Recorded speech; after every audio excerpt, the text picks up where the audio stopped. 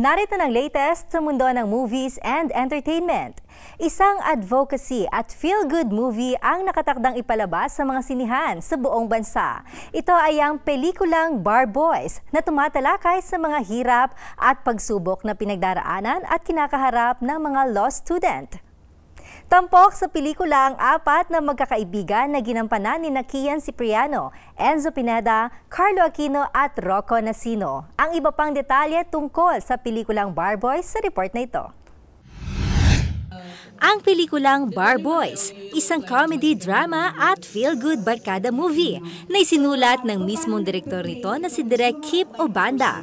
At bibida rito sina Carlo Aquino, Rocco Nacino, Enzo Pineda at Kian Cipriano. Ito'y kwento ng apat na magkakaibang pumasok sa law school. May papakita dito ang mga hirap na dinaranas ng mga law students at ang kanilang pagpupunyagi upang malampasan ito. My character is Toran Garcia. I'm Mr. Know-It-All, Mr. Leader of the group. At mataas ang kanyang ego and pride. And he believes in himself kasi siya naman yung magaling sa grupo.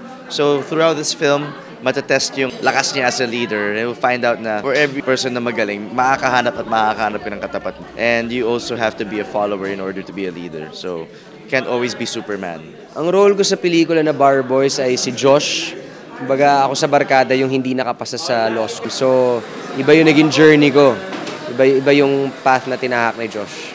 Malalaman yun. Ako yung parang nahiwalay sa barkada ko. Ito ang ikalawang pagkakataon na nakatrabaho ni Kian si Direk Kip pagkatapos nilang unang magsama sa pelikulang Tumbang Preso. Pangalawang pelikula na namin to ni Direk Kip, kaya medyo alam na namin yung rhythm nung isa't isa. Maganda yung material, yun lang yung masasabi ko. Maganda yung material, feel good movie at the same time may bigat dahil it tackles family, tackles sacrifice, hard work, kung ano man, and love. Definitely. And friendship, most importantly, yung friendship naman yung pinaka-core ng pelikula na to. May malaki ring role sa pelikulang ito ang singer and actress na si Hazel Faith de la Cruz. So much easier to create chemistry with somebody who's also on the same page, alam mo yun? Like, it definitely didn't take me longer than 10 seconds to have this chemistry with Rocco. May mga realisasyon naman ang mga cast nito pagkatapos gawin ang pelikula. Being a law student, so alam mo yun, dapat gutom ka palagi. Naku, hindi ako pwede malate. Assignments.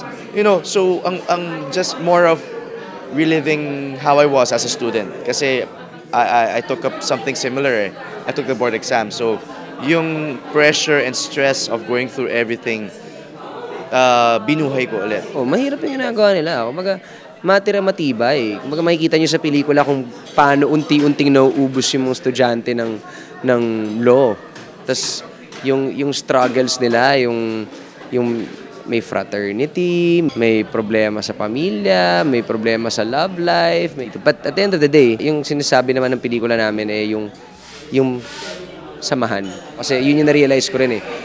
Kung gusto mo mag-succeed sa isang bagay, whether law school o kung ano man yan, hindi mo siya kayang gawin lang basta mag-isa. Kailangan mo ng mga tao sa paligid mo para gumabay sa'yo, tumulong sa'yo, magmahal sa'yo.